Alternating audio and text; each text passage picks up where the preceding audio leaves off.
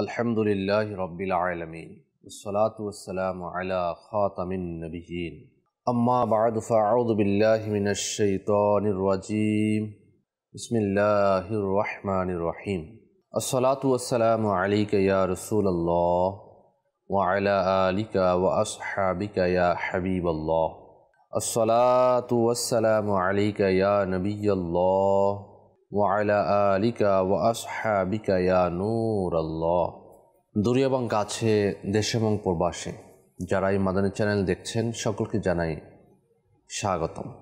মুহররমুল হারাম মাসের special transmission এর অনুষ্ঠান আশারায়ে মুবাশশারা নিয়ে আরও একবার উপস্থিত হয়েছি। শুরুতে আসুন আমরা ভালো ভালো কিছু নিয়ত করে নিই। রাহমাতুল আলামিন শাফিউল মুজনিবিন সাল্লাল্লাহু তাআলা আলাইহি ওয়া আলিহি ওয়াসাল্লাম ইরশাদ করেন, তোমরা যেখানেই থাকো আমার প্রতি দরুদ শরীফ পাঠ করো, কেননা তোমাদের দরুদ আমার নিকট পৌঁছে থাকে। সাল্লু আলাল হাবিব সাল্লাল্লাহু তাআলা আলা মুহাম্মদ সাল্লাল্লাহু আলাইহি ওয়া আলিহি ওয়াসাল্লাম। নিয়তুল মুমিনি খায়রুম মিন আমালিহি, মুসলমানের নিয়ত তার আমলের চেয়ে উত্তম। আল্লাহ ও তার রাসূল সাল্লাল্লাহু আলাইহি ওয়াসাল্লামের সন্তুষ্টি অর্জন এবং সওয়াব অর্জনের নিয়তে শুরু থেকে শেষ পর্যন্ত অনুষ্ঠান দেখার নিয়ত করে নেই। পাশাপাশি যখন আমরা সাল্লু আলাল হাবিব শুনব তখন যে কোনো একটি দরুদ শরীফ পাঠ করব। শিক্ষণীয় বিষয়বস্তুগুলো নিজে শিখব, অন্যের নিকট পৌঁছিয়ে সওয়াবের ভাগিদার হব। আশারায়ে মুবাশশারাগণের এই মহান ব্যক্তিত্বের জীবনী শুনব এবং এ অনুযায়ী আমল করব ইনশাআল্লাহুল কারীম। দুরুদে পাকের অগণিত ফজিলাত এবং বারাকাত রয়েছে। নবী রাহমাত শফি উম্মত মুস্তাফা জানে রাহমাত সাল্লাল্লাহু তাআলা আলাইহি ওয়া আলিহি ওয়াসাল্লাম ইরশাদ করেন, তোমরা যেখানেই থাকো আমার প্রতি দরুদ শরীফ পাঠ করো, কেননা তোমাদের দরুদ আমার নিকট পৌঁছে থাকে। সাল্লু আলাল হাবিব সাল্লাল্লাহু আলা মুহাম্মদ। আজকের আমরা প্রিয় নবী সাল্লাল্লাহু আলাইহি ওয়াসাল্লাম যাদের ব্যাপারে দুনিয়াতেই জান্নাতে সুসংবাদ শুনিয়েছেন, সেই সৌভাগ্যবান 10 সাহাবীর মধ্যে যিনি ষষ্ঠ, হযরত সৈয়দুনা জুবাইর ইবনে আওয়াম রাদিয়াল্লাহু তাআলা আনহু এর আলোচনা আমরা শ্রবণ করব। ইসলামের জন্য প্রথম তরবারি উত্তোলনকারী সাহাবী, স্বভাবে দৃঢ়চেতা, বুকে অদম্য সাহস। প্রিয় নবী সাল্লাল্লাহু আলাইহি ওয়াসাল্লাম জুবাইর বিন আওয়াম রাদিয়াল্লাহু তাআলা আনহু এর ব্যাপারে বলেছেন, প্রত্যেক নবীর একজন সহযোগী সঙ্গী থাকে, আমার সহযোগী সঙ্গী হচ্ছে জুবাইর ইবনে আওয়াম। সুবহানাল্লাহি ওয়া বিহামদিহি। তার পুরো নাম জুবাইর ইবনে আওয়াম ইবনে খুয়াইলিদ ইবনে আসাদ ইবনে আব্দুল উজ্জা ইবনে কুসাই, উপনাম আবু আবদুল্লাহ। মায়ের নাম সাফিয়া বিনতে আব্দুল মুত্তালিব ইবনে হাশিম ইবনে আব্দি মানাফ ইবনে কুসাই। তিনি ইসলামের প্রাথমিক যুগে ইসলাম গ্রহণ করেন এবং হিজরত করেন। আর শফিয়া জুবাইর রাদিয়াল্লাহু তাআলা আনহুকে কঠোর শাসনে রাখতেন, সামান্য এদিক সেদিক হলেও ছাড় দিতেন না। মা চাইতেন তার এ পুত্র যেন শ্রম সাধ্য জীবনে অভ্যস্ত হয়, কঠোর পরিশ্রমী যেন হয়। কখনো তাকে ঘরে বসে থাকার সুযোগ দেননি, যেভাবে মেয়েরা ঘরে বসে থাকে। বিশেষ করে তার পিতা আওয়াম ইবনে খুয়াইলিদের নিহত হওয়ার পর কখনো পুত্রকে তিনি একা ছেড়ে দেননি। একদিন মা শাফিয়া জুবাইর ইবনে আওয়াম রাদিয়াল্লাহু তাআলা আনহুকে খুবই শাসন করছিলেন। দূর থেকে চাচা নওফেল ইবনে খুয়াইলিদ দেখতে পেলেন, দৌড়ে এসে শাফিয়াকে বললেন, আপনি একই করছেন, ছেলেটাকে কি মেরেই ফেলবেন? তো তার মা শাফিয়া জবাবে বললেন, না, এভাবে শাসন করছে যাতে বড় হয়ে শত্রুকে পরাজিত করতে পারে। এরপর অনেক দিন পেরিয়ে যায়। জুবাইর তখন বালক। মক্কার এক ব্যক্তিকে সে বেদম প্রহর করে হাত ভেঙে দেয়, আহত হয়ে পড়ে যায় লোকটি। প্রতিবেশীরা তাকে তুলে নিয়ে যাওয়ার সময় জুবাইরের বাড়ির পাশ দিয়ে যাচ্ছিল, জুবাইর বিন আওয়াম রাদিয়াল্লাহু তাআলা আনহু এর মা সাফিয়া বাড়ি থেকে দেখলেন লোকজন কাউকে উঠিয়ে নিয়ে যাচ্ছে। তিনি বের হয়ে এসে জিজ্ঞেস করলেন, লোকটির এমন দশা কে করলো? সবাই বলল, তোমার ছেলে জুবাইর হাত ভেঙে দিয়েছে। শুনে মা সাফিয়া নিজ পুত্রের সাহসিকতা আর বাহাদুরির গর্ব করলেন। তাবাকাত ইবনে সাআদের মধ্যে, আল বিদায়া ওয়ান নিহায়া ইবনে কাসিরের মধ্যে এই ঘটনা উল্লেখ রয়েছে। তো প্রিয় নবী সাল্লাল্লাহু আলাইহি ওয়াসাল্লামের বিশিষ্ট সাহাবী তিনি। সম্পর্কে প্রিয় নবী সাল্লাল্লাহু আলাইহি ওয়াসাল্লাম তার একদিকে ভাইরা অন্যদিকে ফুফা হতেন। কারণ উম্মুল মুমিনিন মা আয়েশা সিদ্দিকা রাদিয়াল্লাহু তাআলা আনহা এর বোন আসমা বিনতে আবু বকর রাদিয়াল্লাহু আনহু হচ্ছেন তার স্ত্রী। আল্লাহর পথে তিনি সর্বপ্রথম তরবারি উঠিয়েছিলেন। দ্বিতীয় খলিফা ওমর ইবনে খাত্তাব রাদিয়াল্লাহু তাআলা আনহু ইন্তেকালে পরবর্তী খলিফা মনোনীত করার জন্য 6 সদস্যের একটি বিশেষ কমিটি গঠন করে দিয়েছিলেন। তিনি ছিলেন সেই 6 জনের অন্যতম। জুবাইর ইবনে আওয়াম রাদিয়াল্লাহু তাআলা আনহু প্রিয় নবী সাল্লাল্লাহু আলাইহি ওয়াসাল্লামের ওহী লেখক ছিলেন।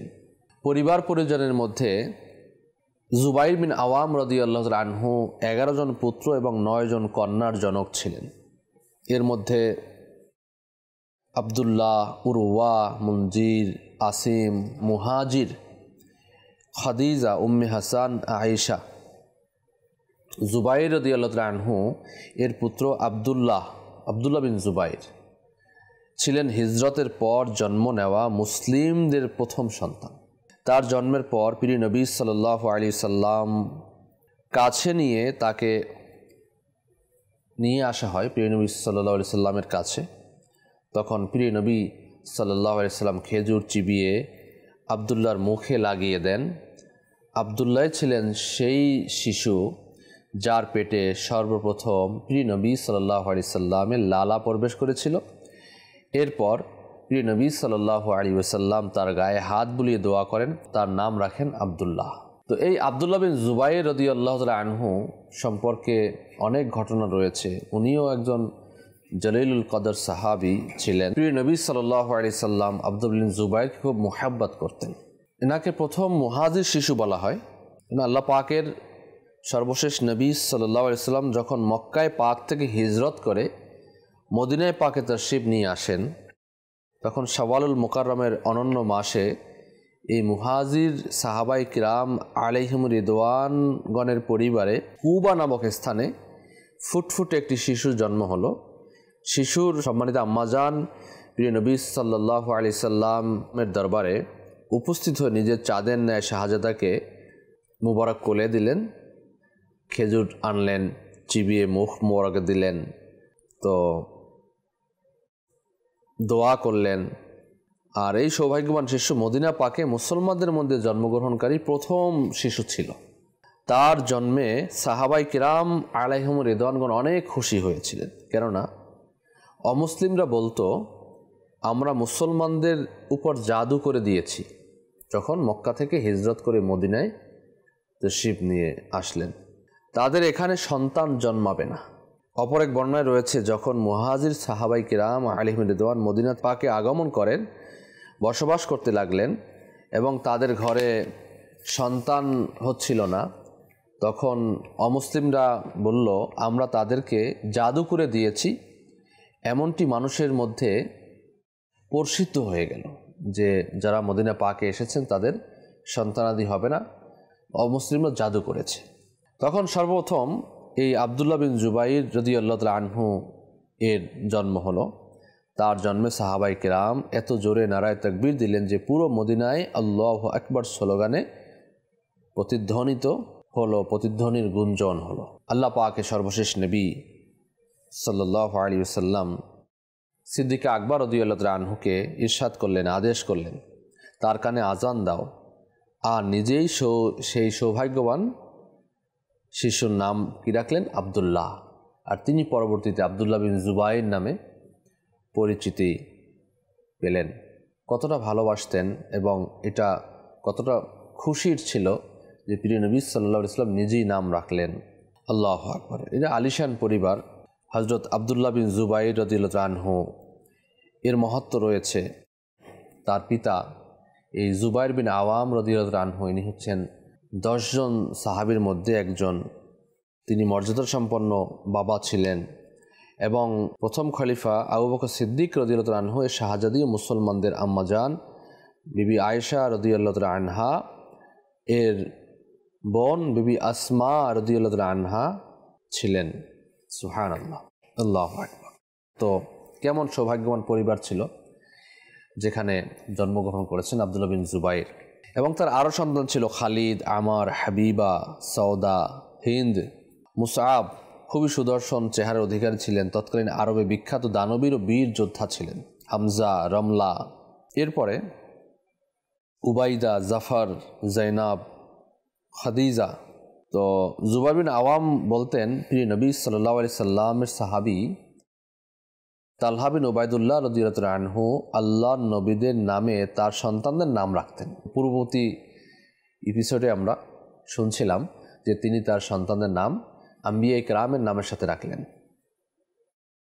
তিনি এটাও জানতেন যে প্রিয় নবীর পরে কোনো নবী আসবে না। তো জুবাইর বিন আওয়াম রাদিয়াল্লাহু আনহু বলেন যে আমি আমার সন্তানদের নাম রাখি শহীদদের নামে, যাতে এরাও আল্লাহর পথে শাহাদাত বরণ করতে পারে। আল্লাহু আকবার।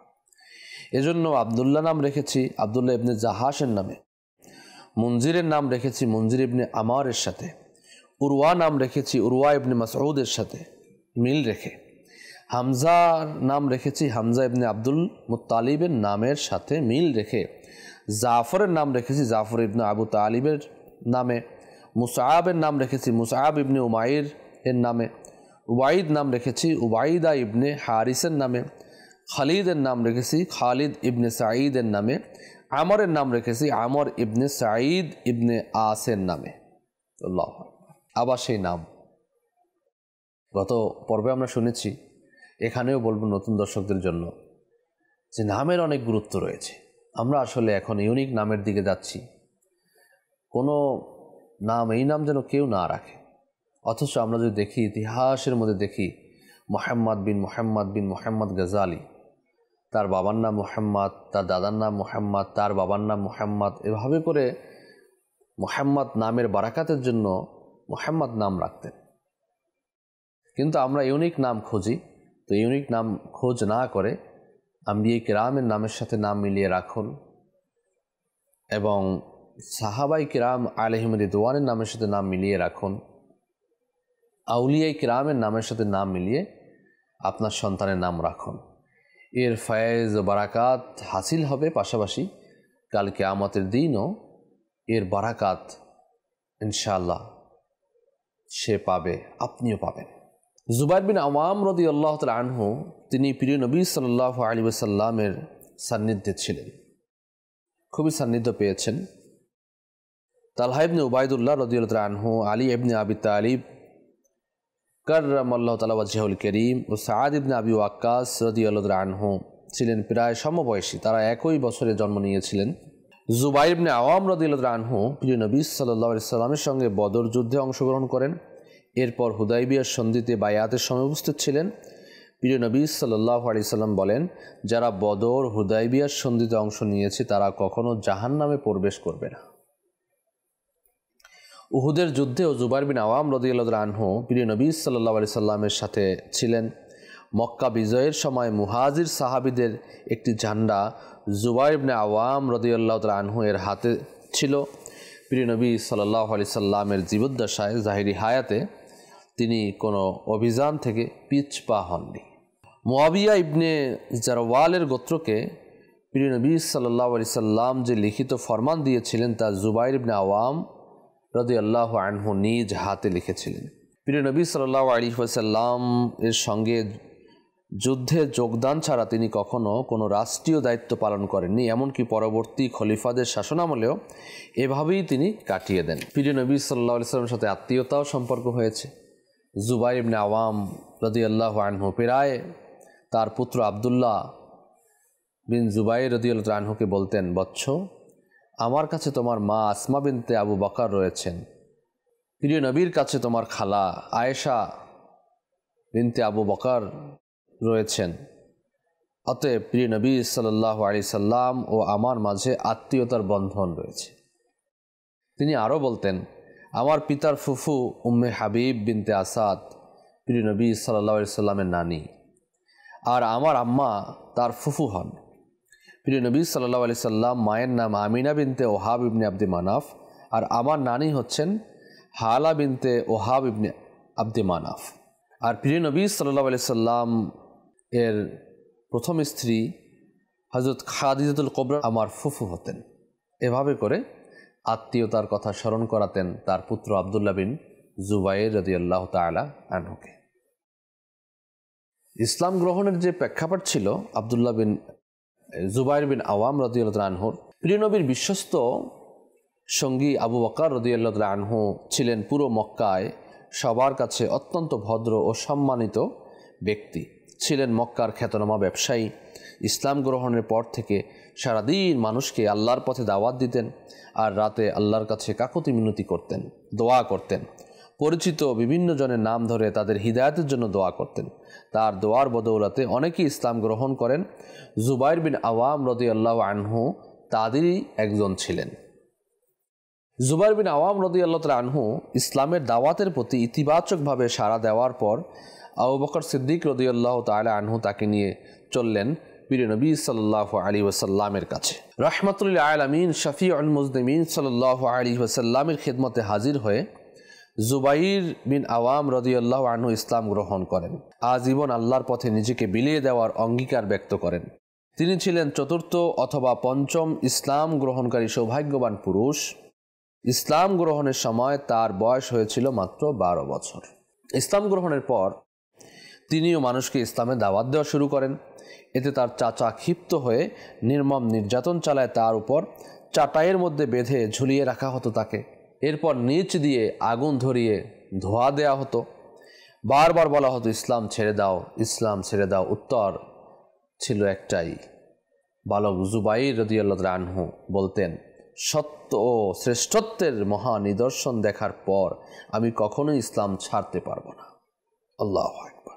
জুবাইর বিন আওয়াম রাদিয়াল্লাহু তাআলা আনহু এর পরিবার ছিল সে যুগে শ্রেষ্ঠ যোদ্ধা ও অভিজাত বংশের। নিজ পিতা ও দাদার সূত্রে তারা সকলেই ছিলেন বীর যোদ্ধা। এজন্য বাল্যকাল থেকে তিনি যুদ্ধের চিত্র ও রণকৌশল সম্পর্কে ধারণা রাখতেন।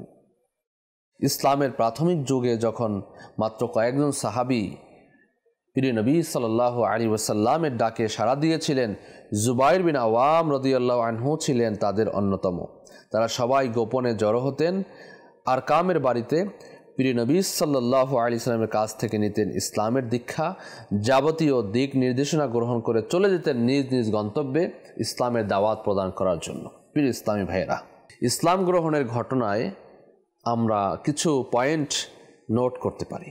নাম্বার 1, সিদ্দিক আকবর রাদিয়াল্লাহু তাআলা আনহু তিনি খ্যাতনামা ব্যবসায়ী ছিলেন। তিনি কাজ করতেন খ্যাতনামা ব্যবসায়ী, এর মানে হচ্ছে অনেক বড় ব্যবসায়ী ছিলেন মক্কা নগরীর মধ্যে। তো ইসলাম গ্রহণের পরে তিনি তার ব্যবসায়িক কাজ পরিচালনা করতেন। এর পাশাপাশি তিনি ইসলামের কাজে নিয়োজিত থাকতেন, দাওয়াত দিতেন। তাহলে যারা আমরা কাজকর্ম করি, দুনিয়ার কাজকর্ম করি, ব্যবসা করি, দোকান করি, তো তাদের উচিত হচ্ছে সিদ্দিক আকবর রাদিয়াল্লাহু আনহু এর এই কর্মটা ফলো করা, যে আমি ব্যবসাও করব, পাশাপাশি কি করব, পাশাপাশি আমি ইসলামের খিদমতও করব, দাওয়াত দিব মানুষকে। এখন যদি আপনি ইসলামের দাওয়াত দিতে না পারেন, কমপক্ষে নেকির দাওয়াত দিন। নেকির দাওয়াত দেওয়া তো এখন সহজ কাজ। এর মধ্যে দেখুন না, মসজিদ রয়েছে, ফজরের নামাজে এক কাতার হয় না ঠিক মতো। আপনি গ্রামের দিকে গেলে তো ইমাম মুয়াজ্জিন সহ 1-2 জন হয়, অথচ এলাকার মধ্যে মানুষের অভাব নেই, বাজারের দোকানের মানুষের অভাব নেই, সবসময় হট্টগোল লেগেই থাকে।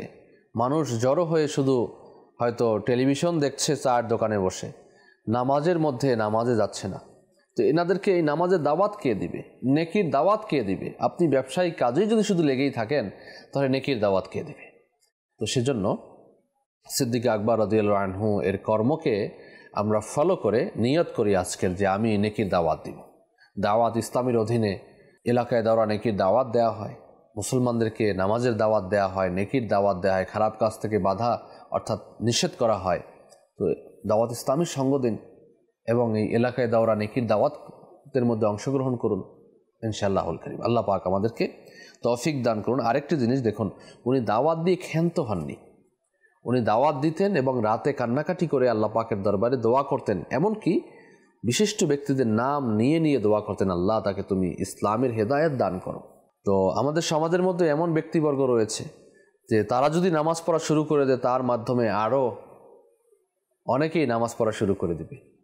তো এ ধরনের লোকজন খুঁজে বের করে করে করে তাদের নাম নিয়ে দোয়া করুন, আল্লাহ তাকে নামাজি বানিয়ে দাও, আল্লাহ তুমি ইসলামের খিদমত তাকে নিয়োজিত করে দাও। ইনশাআল্লাহুল কারীম দেখবেন আমাদের সমাজ মদিনা মদিনা হয়ে যাবে। মানুষকে ঠকানো, নামাজি ব্যক্তি কি মানুষকে ঠকাতে পারে? নামাজি ব্যক্তি কি মানুষকে গালাগাল করতে পারে? নামাজি ব্যক্তি কি ওজনে কম দিতে পারে? নামাজি ব্যক্তি কি সুদ খেতে পারে? নামাজি ব্যক্তি কি ঘুষ খেতে পারে? নামাজি ব্যক্তি কি কাউকে গালমন্দ করতে পারে? নামাজি ব্যক্তি কি জমির যে আইল রয়েছে তা কি আপনার কেটে অন্যের দিকে নিয়ে যেতে পারে? নামাজি ব্যক্তি কি মানুষে ধোঁকা দিতে পারে? নামাজি ব্যক্তি কি এই অপকর্মগুলো করতে পারে? নিঃসন্দেহে না। নামাজ তো মানুষকে খারাপ কাজ থেকে বিরত রাখে।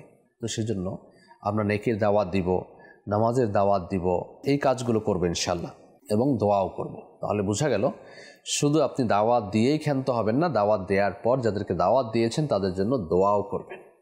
আল্লাহ পাক আমাদেরকে নসিব করুন। সাল্লু আলাল হাবিব সাল্লাল্লাহু তাআলা আলা মুহাম্মদ সাল্লাল্লাহু আলাইহি ওয়া আলিহি ওয়াসাল্লাম। নবুয়তের প্রাথমিক যুগের ঘটনা। কেউ গুজব ছড়িয়ে দিল যে প্রিয় নবী সাল্লাল্লাহু আলাইহি সাল্লাম এর শত্রুরা তাকে পাহাড়ের দিকে ধরে নিয়ে গেছে, উপর থেকে ফেলে তাকে হত্যা করবে, নাউযুবিল্লাহ। এ খবর যখন জুবাইর বিন আওয়াম রাদিয়াল্লাহু আনহুর কানে গেল, তিনি মোটেও স্থির থাকতে পারলেন না। তখনই বেরিয়ে লোকজনকে সতর্ক করতে লাগলেন।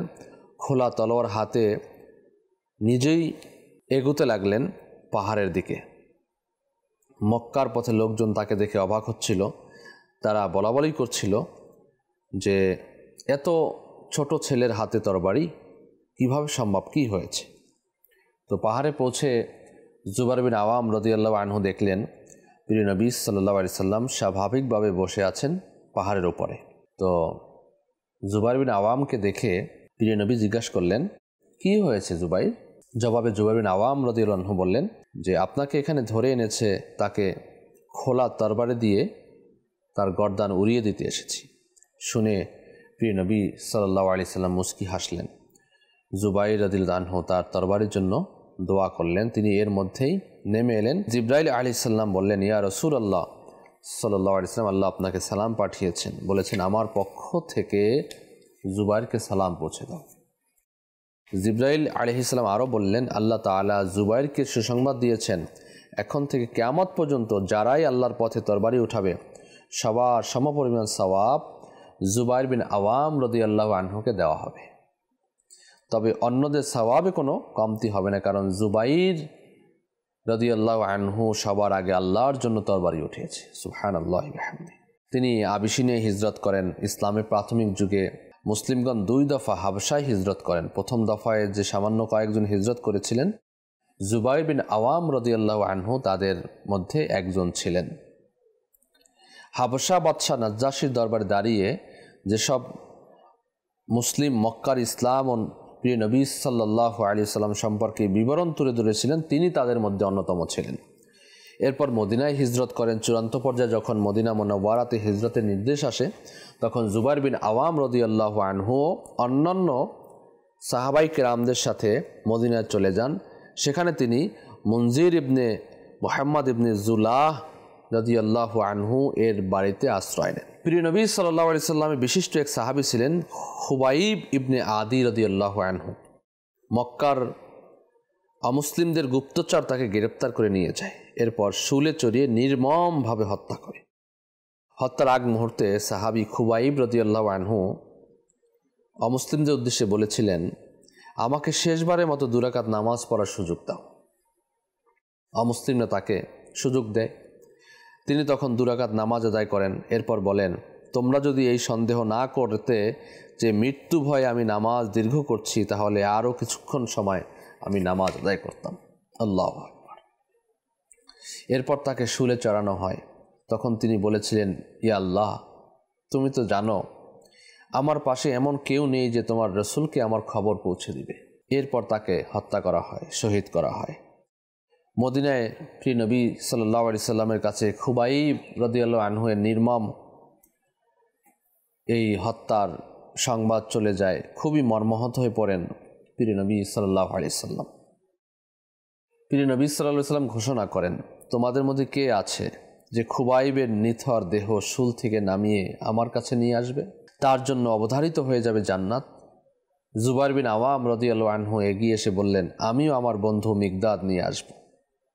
এরপর তারা দ্রুত ছুটে চললেন মক্কার উদ্দেশ্যে। দিন রাত বিরামহীনভাবে পথ চলে গভীর রাতে পৌঁছেন সেখানে। দেখেন প্রায় 40 জনের মতো নিরাপত্তারক্ষী খুবাইবের শুলে ঝুলন্ত লাশের চারপাশে ঘুমাচ্ছে। এরা আসলে পাহারাদারি করছে। খুবাইবকে দেখে স্পষ্ট বোঝা যাচ্ছে তার নিথর দেহ সম্পূর্ণ অক্ষত, যেন কিছুই হয়নি। জুবাইর বিন আওয়াম রাদিয়াল্লাহু আনহু খুবাইবের নিথর দেহ শুল থেকে নামিয়ে নিজের ঘোড়ায় উঠিয়ে নেন। এরপর দুজন মিলে ঘোড়া হাঁকান মদিনার উদ্দেশ্যে। কিন্তু কিছু দূর যেতেই প্রায় 70 জনের মতো অমুসলিম সৈন্য গতিরোধ করে তাদের। বাধ্য হয়ে জুবাইর বিন আওয়াম রাদিয়াল্লাহু আনহু খুবাইব রাদিয়াল্লাহু আনহু এর নিথর দেহকে মাটিতে ছেড়ে দেন, যাতে মাটি তাকে নিয়ে নেয়।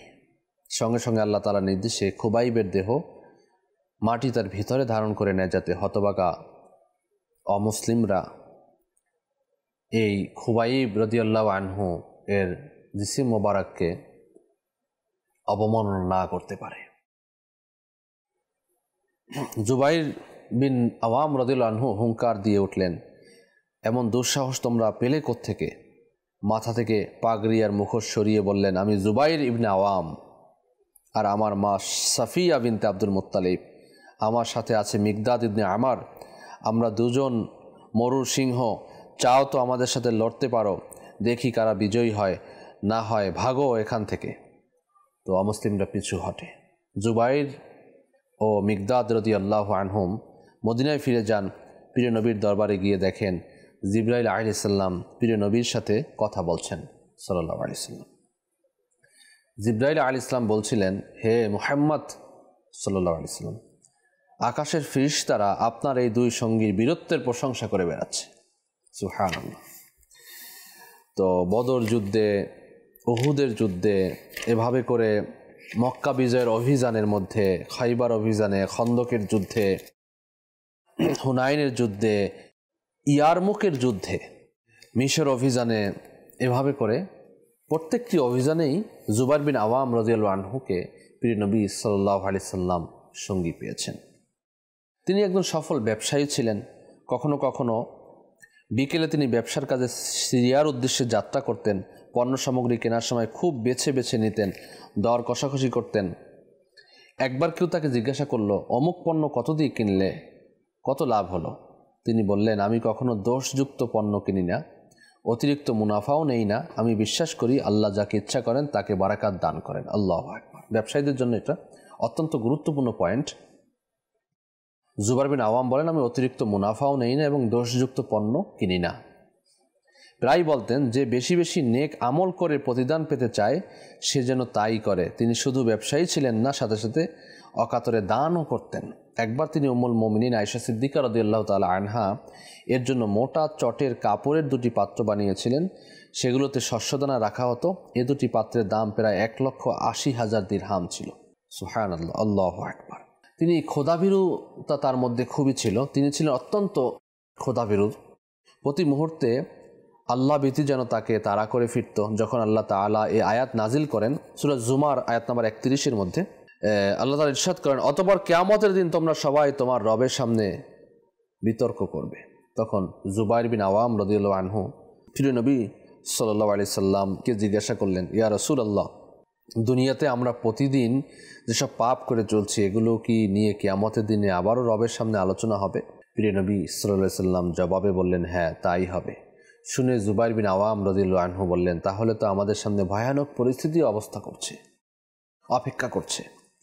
আরেক দিনের ঘটনা, তার পুত্র আব্দুল বিন জুবাইর রাদিয়াল্লাহু আনহু তাকে বললেন, কি হলো আপনার? অন্যরা যেভাবে প্রিয় নবী সাল্লাল্লাহু আলাইহি সাল্লাম থেকে হাদিস বর্ণনা করেন, আপনাকে সেভাবে করতে দেখি না। তিনি বললেন, ইসলাম গ্রহণের পর থেকে আমি কখনো তার থেকে দূরে থাকিনি। জীবনে চলার পথে প্রতিটি পদক্ষেপে তার একান্ত সান্নিধ্য পেয়েছি।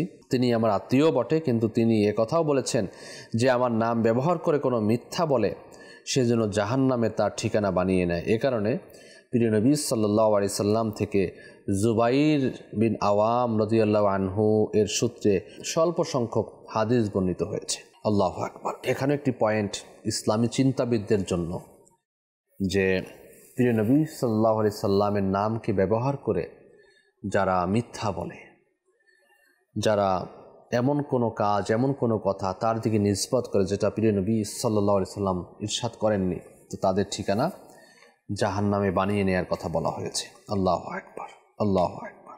তৃতীয় খলিফার শাহাদাতের পর জুবাইর ইবনে আওয়াম রাদিয়াল্লাহু আনহু সবার আগে আলী ইবনে আবি তালিব কাররামাল্লাহু তাআলা ওয়াজহুল কারীমের হাতে বাইয়াত করার জন্য ছুটে যান। এরপর কিছু বিশৃঙ্খলা শুরু হয়ে যায়। এ সময়ে জুবাইর বিন আওয়াম রাদিয়াল্লাহু আনহু তার পুত্র আবদুল্লাহ ইবনে জুবাইর রাদিয়াল্লাহু আনহুকে ডেকে বললেন, তুমি ভালো করে জানো প্রিয় নবী সাল্লাল্লাহু আলাইহি সাল্লামের সঙ্গে লড়তে গিয়ে, তার সান্নিধ্য পেতে গিয়ে, মানে তার সাথে অভিযান পরিচালনা করতে গিয়ে, তাকে সঙ্গ দিতে গিয়ে আমার কোনো অঙ্গ বাকি নেই যেখানে আঘাত লাগেনি। এবারের যুদ্ধে হয় জালেম নিহত হবে, না হয় মজলুম। আমি বোধ হয় এবার মজলুমদের দলে নিহত হব। এখন আমার দুশ্চিন্তা এই ভেবে যে আমার সম্পদ কারো দেনা পাওনা থেকে গেল কিনা।